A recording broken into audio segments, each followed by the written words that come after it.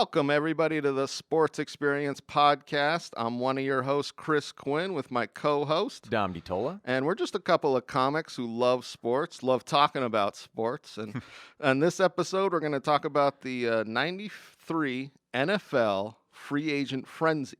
So this is when, in the NFL, free agents first became available. They were free. Yes, they were free. And literally, I think it said 298 players were available. So, yeah. I mean, it's a feeding frenzy on the open market.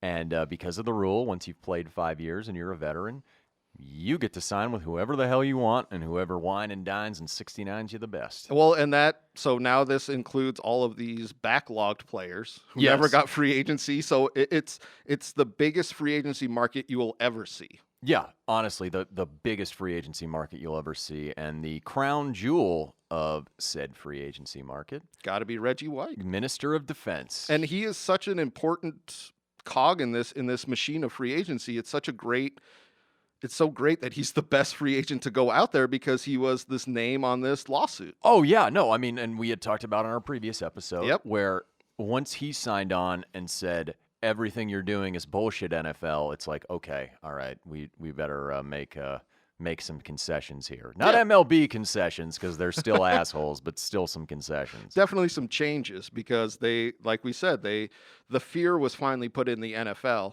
and we see just the amount of players switching teams. You have never seen it before in the NFL because you just weren't allowed to switch teams. Yeah, you were pretty much said, hey, keep playing for us at the salary we think you should make. You know what? We're going to go 10% less than that.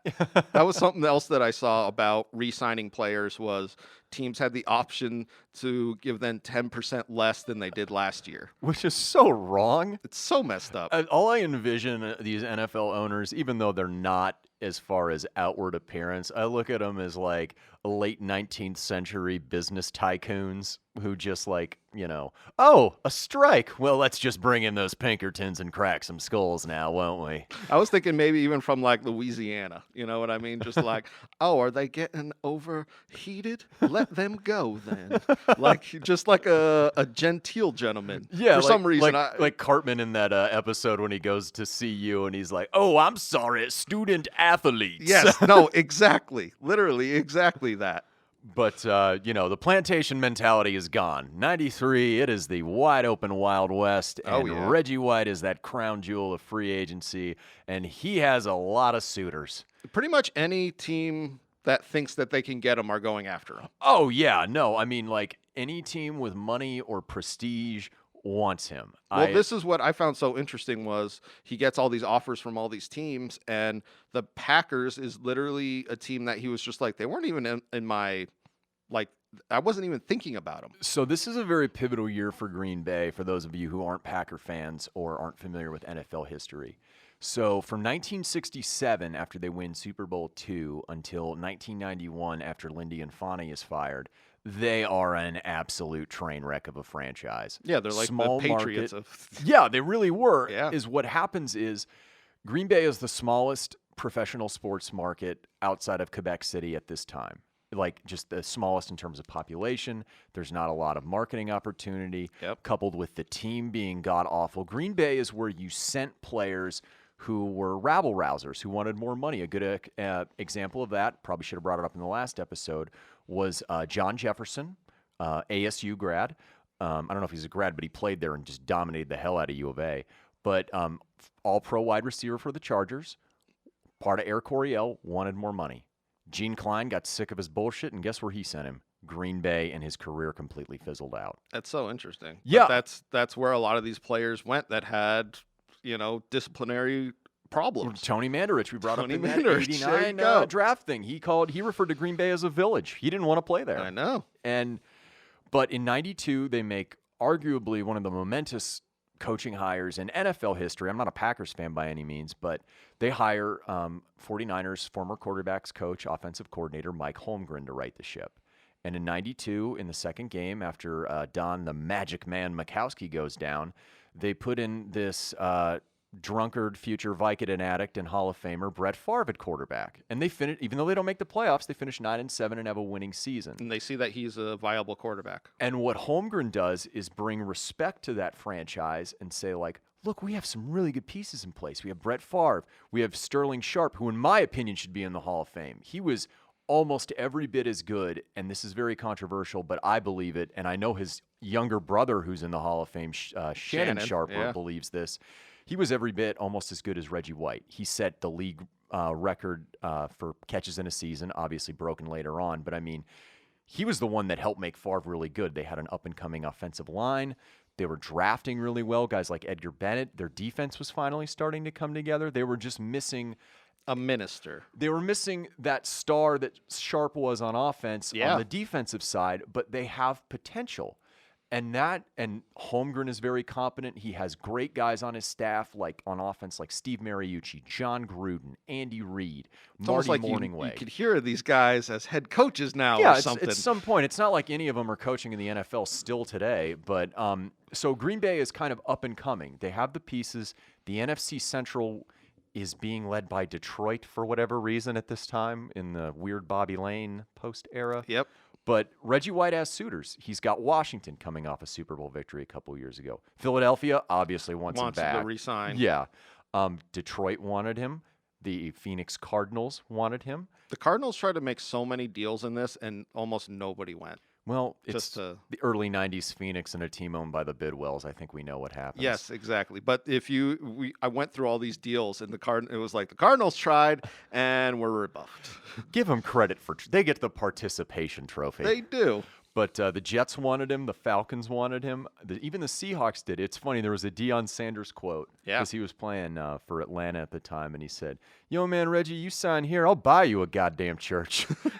Because, obviously, Minister of Defense, he's a minister, and, he's very Jesus, religious. Very religious man. But Green Bay ends up getting him. And the front runner for this entire thing, and even in an old Sports Illustrated article I found, Cleveland was the front runner. Yeah. Everyone thought, and Bill Belichick would get to coach him, like I brought up, how the Giants kind of passed on him for Gary Zimmerman, who never played for him and eventually became a Hall of Famer with the Vikings and Broncos. Sorry for the tangent, but Green Bay, what Mike Holmgren does, and he's brought this up on that America's Game documentary about the Packers team that eventually won the Super Bowl. Yep. And he had left a message for Reggie White on his answering machine and said, "Reggie, this is God, and God wants you to sign with the Packers." Now, how much that played into Reggie's decision to sign with the Packers, probably not a lot, but one of the things that he had laid out specifically was that I've never won a championship at any level in my entire career, and I want to go to a team where the pieces are in place and ready to make a run. Yeah. In retrospect, you see that with Green Bay. But at the time, a lot of people didn't think that they had, as much of a shot as a Cleveland, who in 94 won, I think, 11, 12 games and won a playoff game. It was like, yeah, they had a nice run. Holmgren's building it up. But a lot of the thought was that he took the money.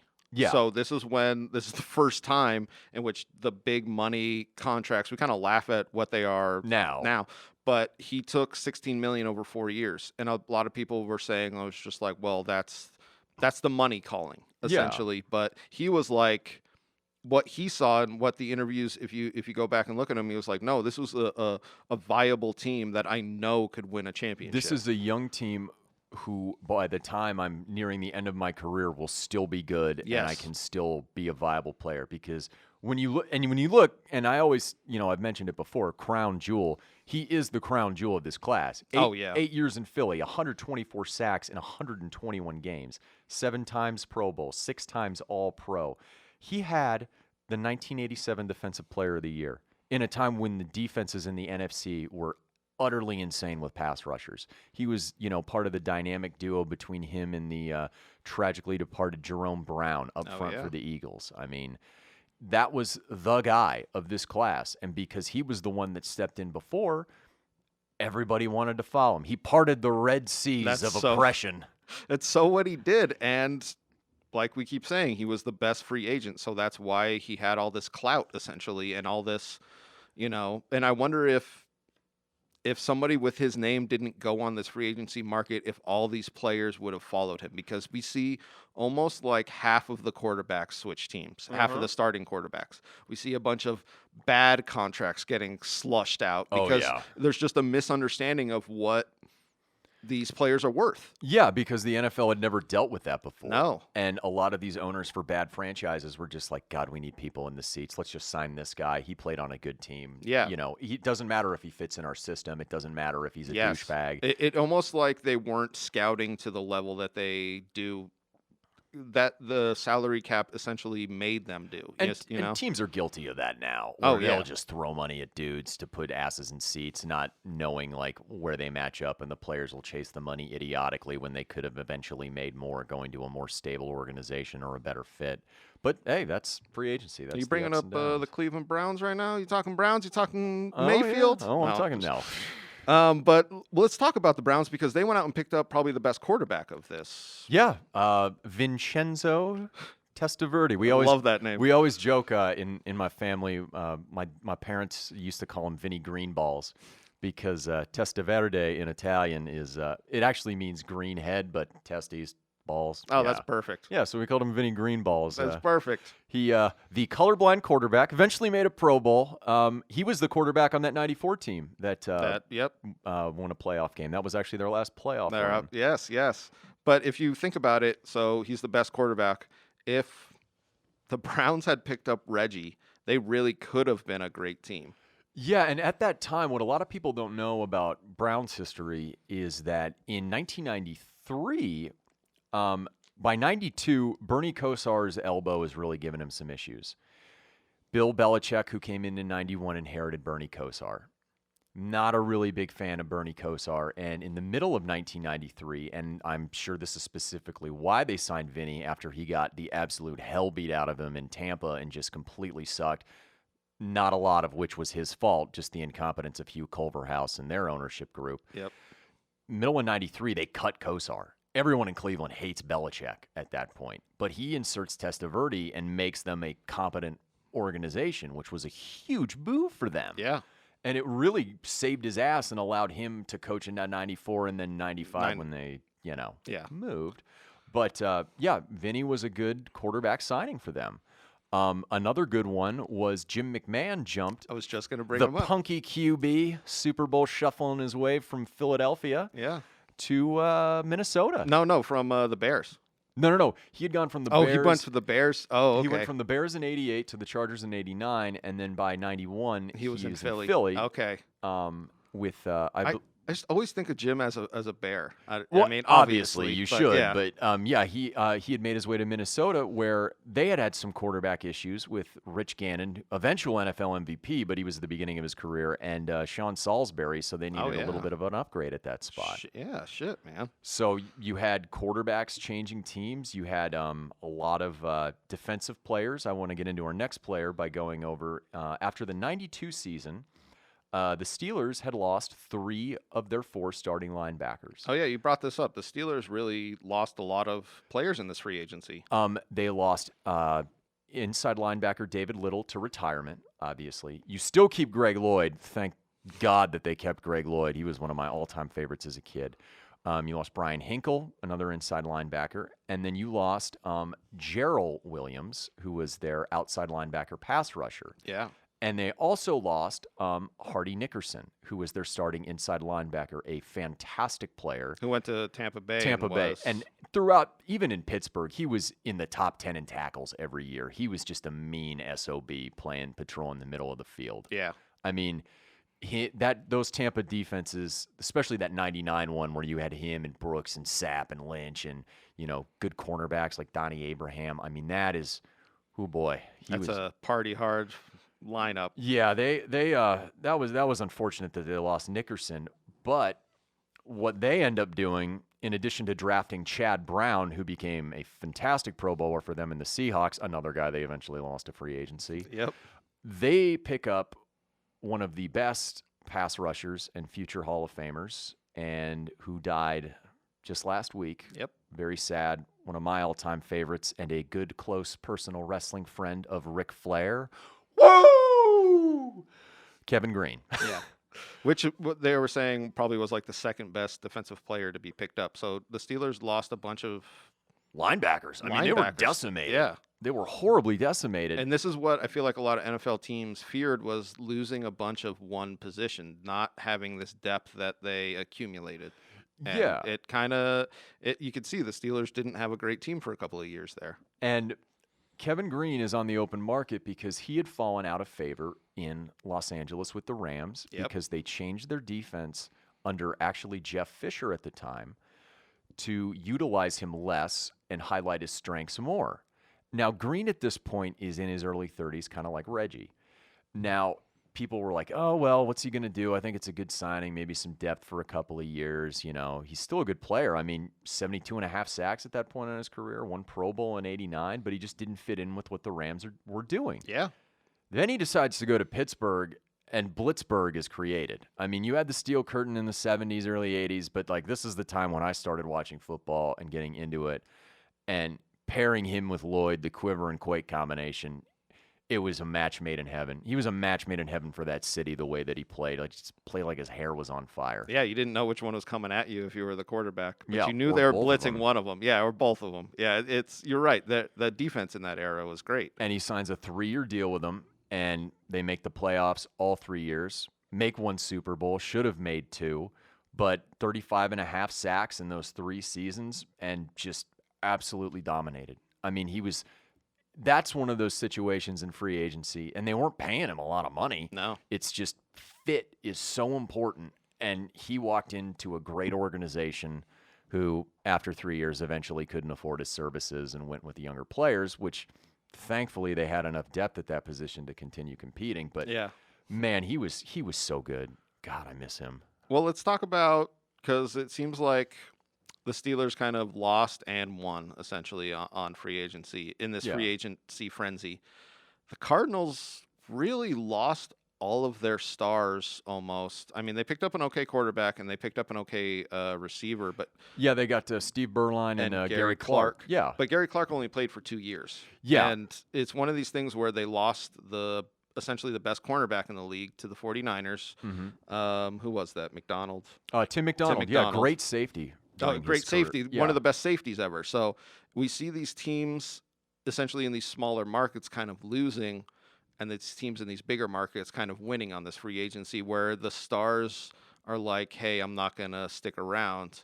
And I say that for every market except for the Raiders. Yeah. The Raiders, I feel like everybody that had the option to leave almost left. Ronnie Lott went to the Jets. You know, you also had just a lot of players just bailing. Who we saw, we brought him up in the last episode. We had Marcus Allen. And that's the other big name because they're coming off. This is the offseason where Joe Montana is traded there. Yes. Did you ever hear about the original Joe Montana trade?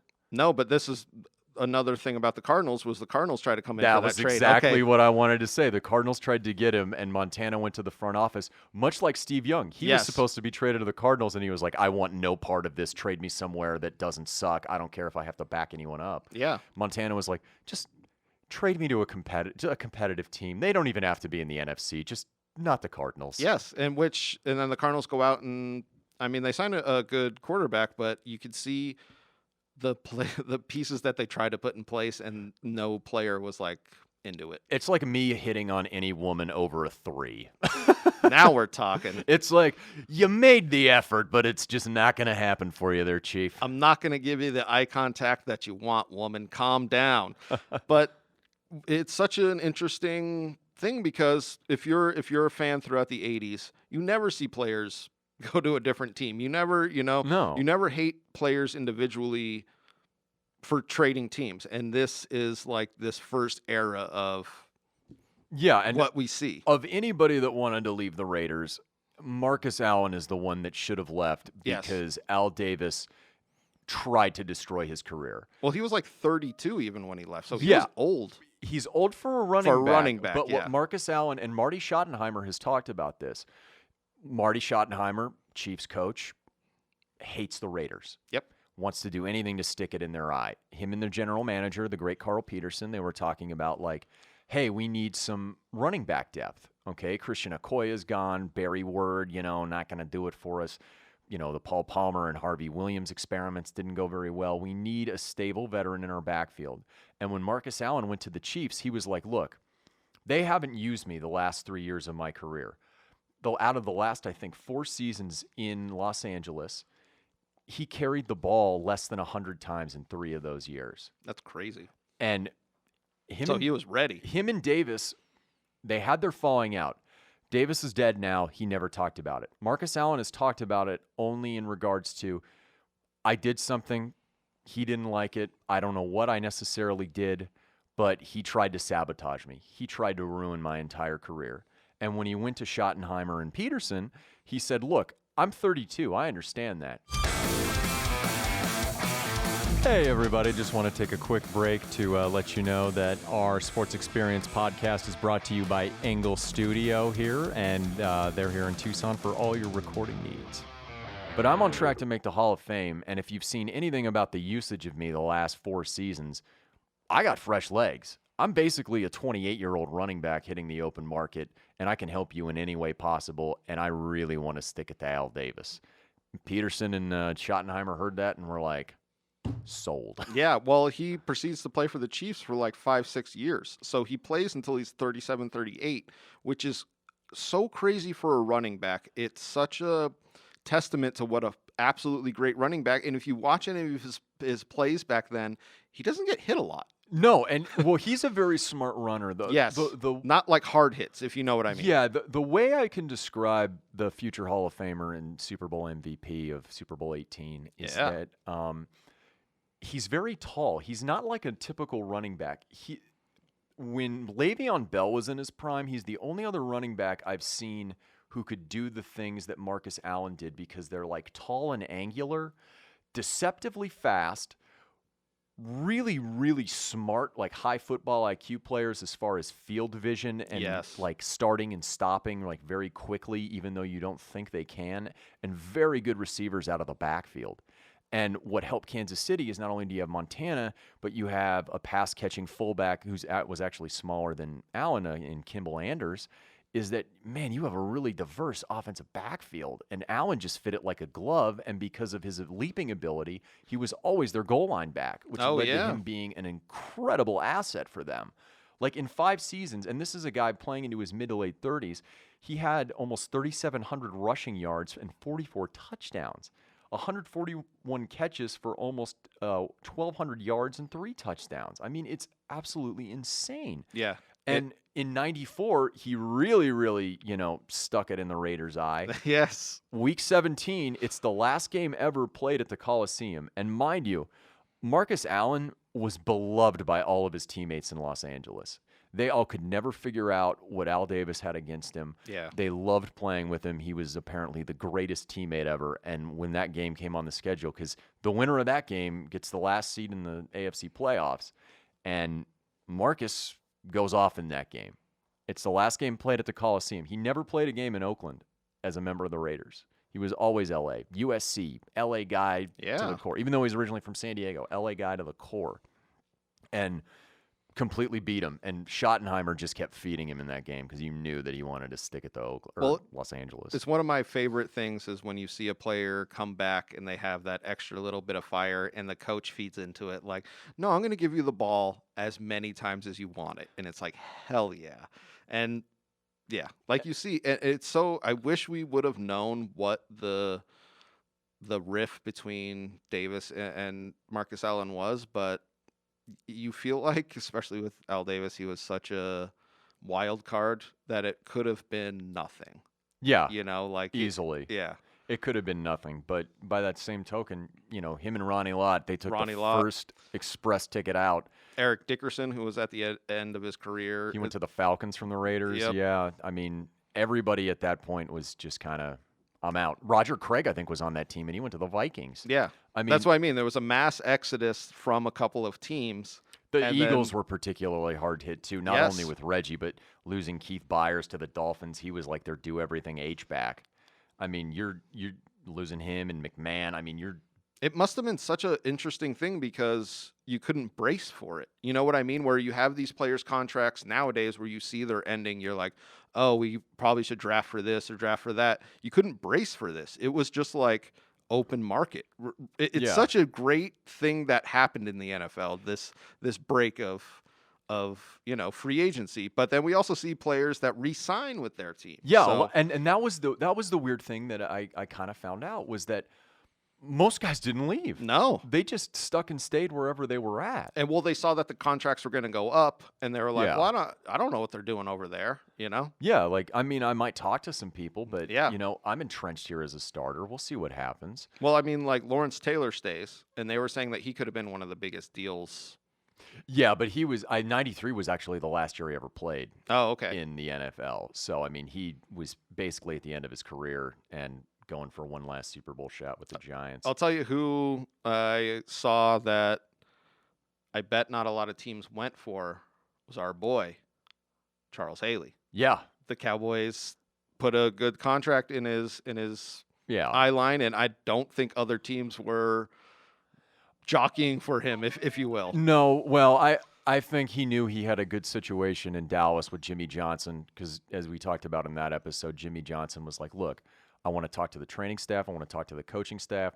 I want to talk to the other players on the team and find out what he's all about. Yeah, Because he said, he's a smart guy. I can deal with crazy. I love that. I can't deal with dumb. And he fits into the system. So, And I mean, he was the cog in All that. of that, He, yeah. And I think a lot of his motivation was like, look, San Francisco is still good, and I would love for nothing more than to shit in their apple pie.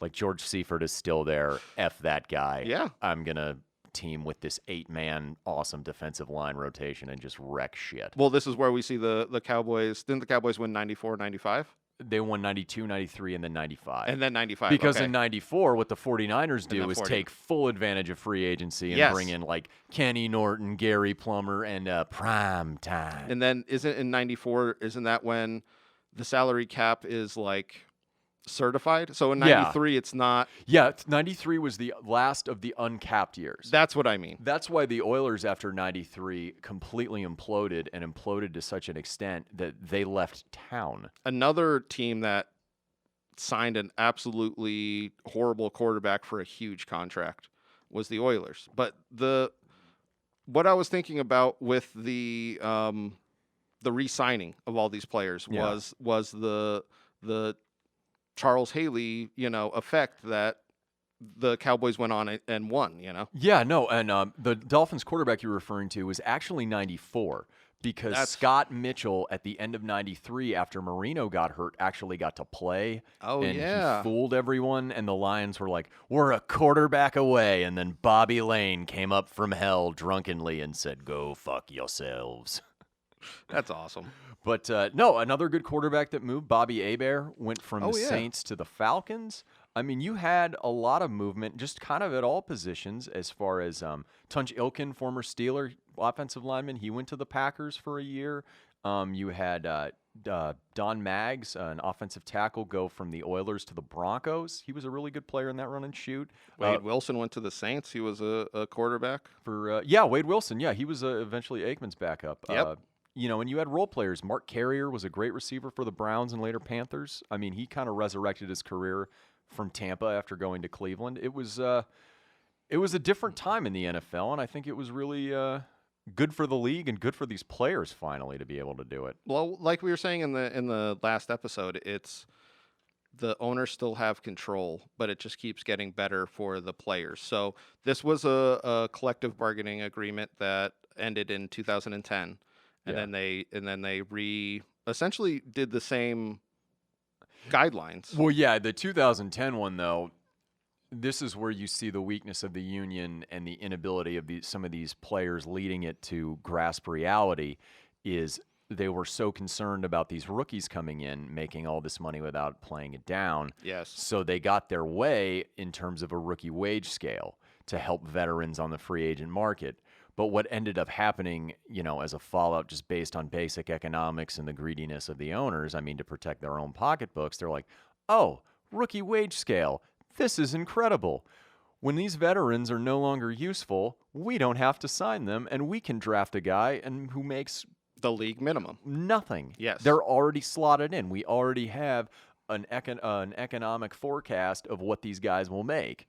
And they ended up really hurting themselves by doing it. But the free agency thing, it's just like a slow uphill climb because none of the contracts that people don't understand in the NFL now are guaranteed. Like on paper, they'll say, this guy's making $5 million or 5 years, $60 million. What they don't tell you is in the economic breakdown is the guy has 5 years. He may be making $60 million, but only 30 of which is guaranteed. And this is how it leads to the salary cap and dead money and things like that is your signing bonus, and you can play economic Tetris with this, adding more, adding less as far as guaranteed. That's what's guaranteed. So if it's over 5 years for $60 million and you're making the 30, you'll get $6 million of guaranteed money every year for the $30 million. And the $30 million you'll be making, 6 over the next 5 as far as base salary if you're on the roster. Yes, you have to be playing. Exactly. Now, you can get rid of that if you cut a player, make them pre or post June 1st cut, maybe if they do some shenanigans. Not so much in MLB. MLB, you're guaranteed unless, even they give Josh Hamilton all his money, and that dude's addicted to smack. Yeah, it's such a different take on these player unions because. And I have to say it, football should be guaranteed money over baseball because of the injury rate. They are getting the absolute hell beat out of them. Yes, but you see the instability of their union, and it just keeps biting them in the ass. And it will continue to do so unless they have people stand up. But with the way the salary cap works and the owners were all against it, it kind of works in their favor with these non-guaranteed contracts because you can Tetris money all around to get under the cap as far as like, all right, well, this guy is making, he's supposed to make $12 million this year because of the $6 million base and the $6 million signing bonus. What if we decide to take part of that base this year with 2 years left on the contract, and we're going to be losing some free agents and just guarantee him that extra money the next 2 years and see what happens. So it gives the owners latitude to play a lot of dirty financial tricks that aren't illegal. It's just them being dicks and them playing within the bounds of the rules. A lot of fancy accounting. Is how and it's so it's pretty ridiculous. But you're right, with this salary cap, they essentially move with the salary cap and the unguaranteed money. That's the combo that you see is they essentially move players around like they're little pieces. And while it's very beneficial to the entire league because, like I had mentioned, lower tier players that aren't Reggie White or Kevin Greene or Marcus Allen, they're still getting to move. They still have that freedom. It's just that other fallout from the agreement of the salary cap, which some of the owners wanted, especially in the smaller markets, because, if Jerry Jones didn't have a salary cap, I have no idea what the Cowboys would look like now. That's the thing is in these bigger markets, the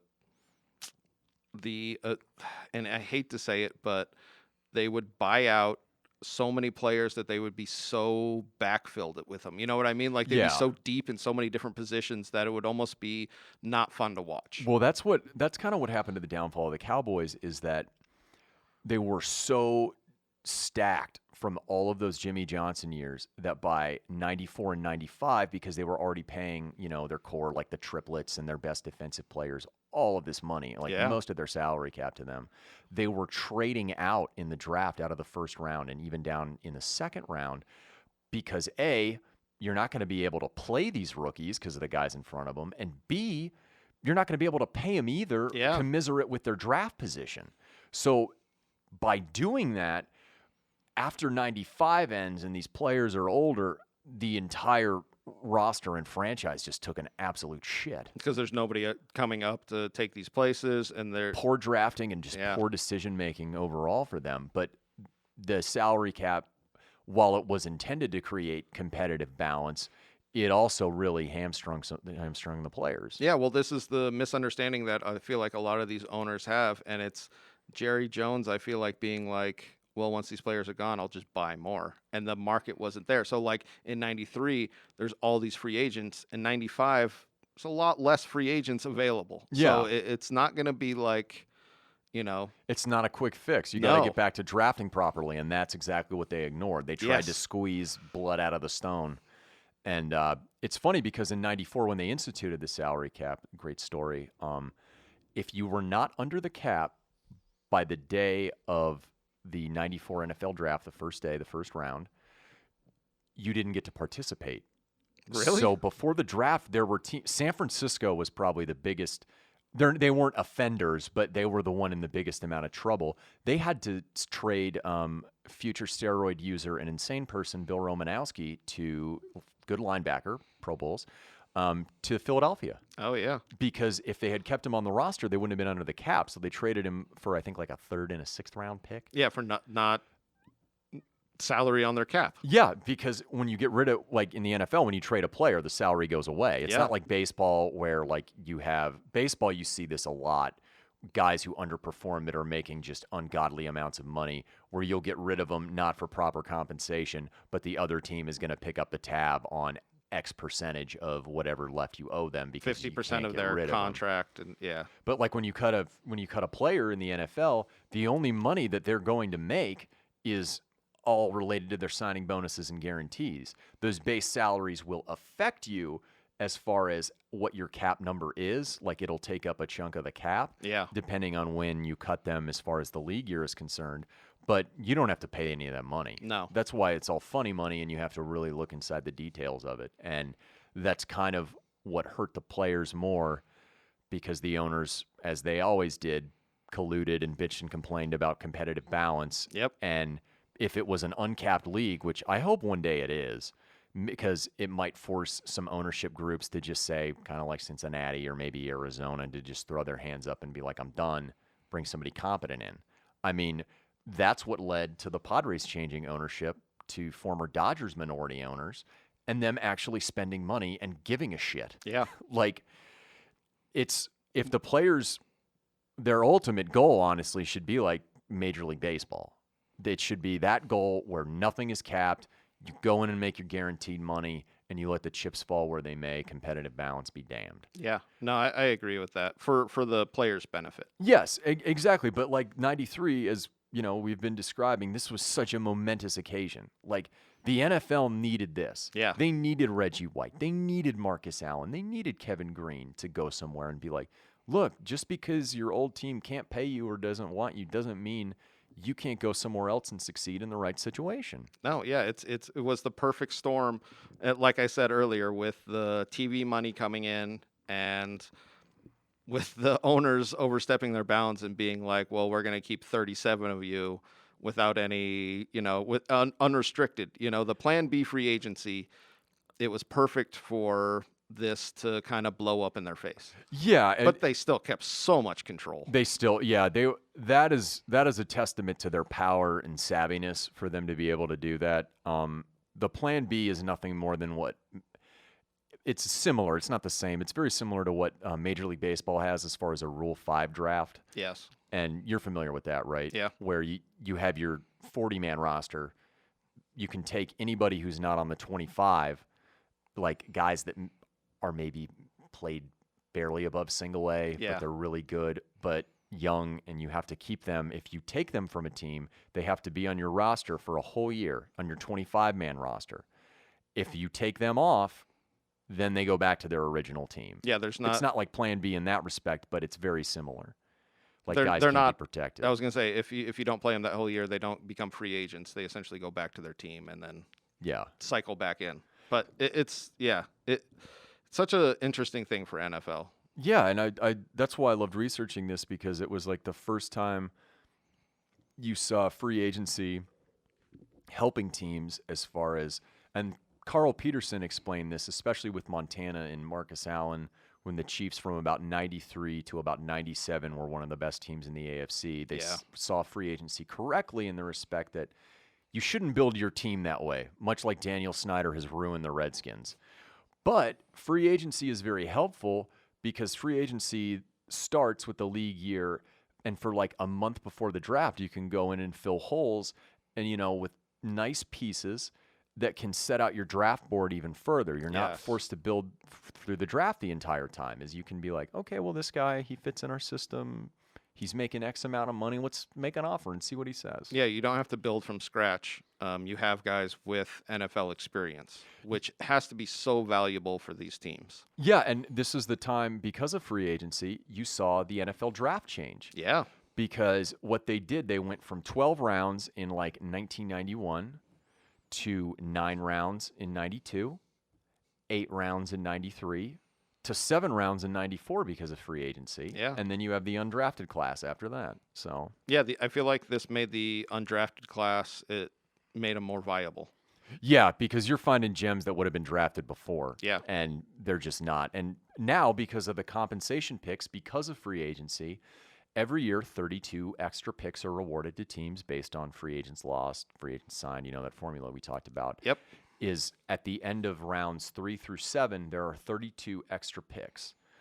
And it essentially creates an 8-round draft now. That's why when you go, well, 7 times 32, those numbers don't. Oh, 8 times 32. There we go. And it gives these extra late draft picks to the teams that lose free agents, which I actually really love that thought process of compensating these teams for losing these free agents. Yeah, and it creates a better environment for free agency and players moving teams than the Rozelle thing we had talked about before, where he could just willy-nilly come up with, oh, yeah, you're taking this guy? Well, that's a couple first-round picks docked. Yeah, and you would be like, okay, we don't want him anymore. Yeah. Like, you know what I mean? Like, exactly. It's such a better system. It is. It's a better system, and NFL fans should thank everybody who took that plunge 27 years ago. Yeah.